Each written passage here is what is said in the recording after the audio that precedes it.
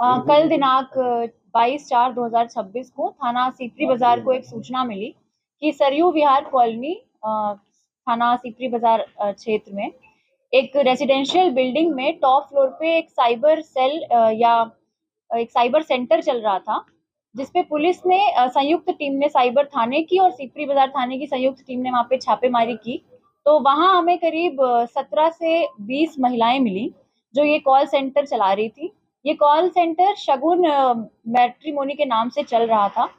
इसमें जब हमने पूरा छानबीन की तो ये तथ्य सामने आए कि ये जो महिलाएं हैं ये 18 से 20 वर्ष की थी और इनके पास एक पूरी लिस्ट थी, एक पूरा डेटाबेस था जिसमें पुरुष जिनकी उम्र 50 वर्ष से ज्यादा है उनको ये महिलाएं कॉल करती थी और इनको शादी का झांसा देती थी। ये इनको फोटोज देती थी महिलाओं की और बायोडेटा देती थी और इनसे रजिस्ट्रेशन फीस लेती थी।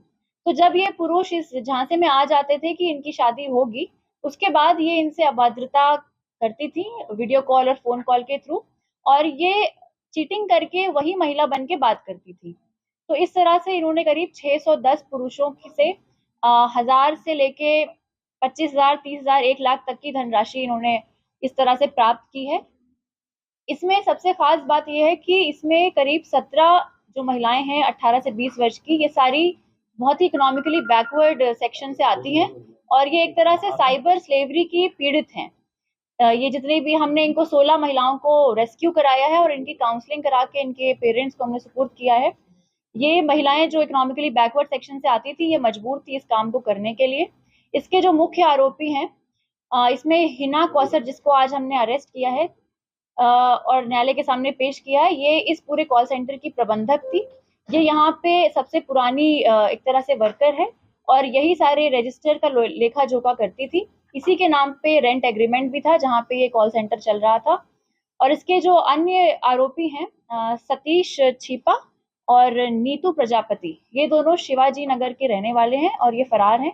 पुलिस टीमें गठित की जा चुकी हैं, इनकी छानबीन हम कर रहे हैं। इसी क्रम में हमने 9 अकाउंट्स, बैंक अकाउंट्स फ्रीज करा लिए हैं और इन अकाउंट्स में करीब 50,000 की हमने धनराशि भी फ्रीज करा ली है।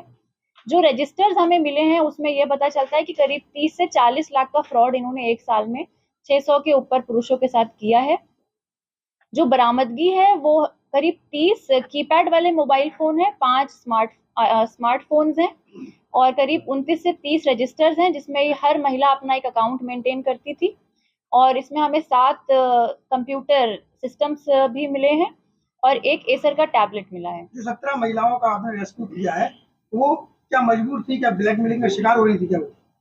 ये 17 महिलाएं साइबर स्लेवरी का शिकार थी और ये सारी 5,000 की सैलरी पे रखी गई थी। एक महीने में 5,000 कैश इन्हें दिया जाता था और ये महिलाएं मजबूर थी इस काम को करने के लिए। बहुत ही इकोनॉमिकली बैकवर्ड फैमिलीज से आती हैं और इनके पेरेंट्स को भी ये बातें नहीं पता थी, तो इस तरह से इनको मजबूर किया गया था। इनका क्षेत्र कितना था इस कॉल सेंटर का पूरा जो है, कहां इनके पास जो लिस्ट है, ये 610 जो पुरुष हमने देखे हैं ये पूरे पैन इंडिया से हैं। इनके पास जो डेटाबेस है ये पैन इंडिया का है, पर जो ये 16 महिलाएं जो साइबर स्लेवरी की पीड़ित हैं ये पूरी लोकल झांसी की हैं। कैसे शिकार बनाते थे? इनके पास एक पूरा डेटाबेस है जो सॉफ्टवेयर है जिसमें 50 या 40 वर्ष के उम्र के पुरुष जिनको दूसरी शादी करनी है या जो इस तरह की एक्टिविटीज में संलिप्त हैं, उनका इन्होंने पूरा एक डेटाबेस बनाया हुआ था और उन्हीं को ये महिलाएं कॉल करती थी। मैम एक चीज और, क्या आपने कहा कि ये लोग, यही लड़कियां जो दूसरे के नाम से कॉल करती थी, कुछ वल्गर बातें भी करती थी उस तरह की, तो इनका कोई दोष अभी तक नहीं माना जा रहा है? देखिए, ये महिलाएं इकोनॉमिकली बैकवर्ड कंडीशंस में हैं और इनको ट्रैप किया गया है। ट्रैप करके इनको ट्रेन किया गया है कि आपको इस तरह से बातें करनी है। साइबर स्लेवरी यही तो है कि आप इनकी, मतलब क्या कोई डॉक्यूमेंट इनका रख लिया था? इनके सारे डॉक्यूमेंट्स रख लिए जाते थे और इनके जो वीडियोस हैं वो इनको काउंटर इन्हीं को बोला जाता था कि हम आपके ये वीडियोस वायरल कर देंगे या आपके घर पे बता देंगे कि आप इस तरह का काम कर रहे हैं। जो ये फोटोज भेजते थे, जिन पुरुषों को शादी का झांसा देते थे, वो फोटोज कौन से होते थे? ये फोटो जो महिलाओं की ये देते थे ये AI जनरेटेड फोटोज थी और ये जो इंटरनेट में कहीं से भी किसी महिला की फोटो मिल जाती थी उसको भेजते थे।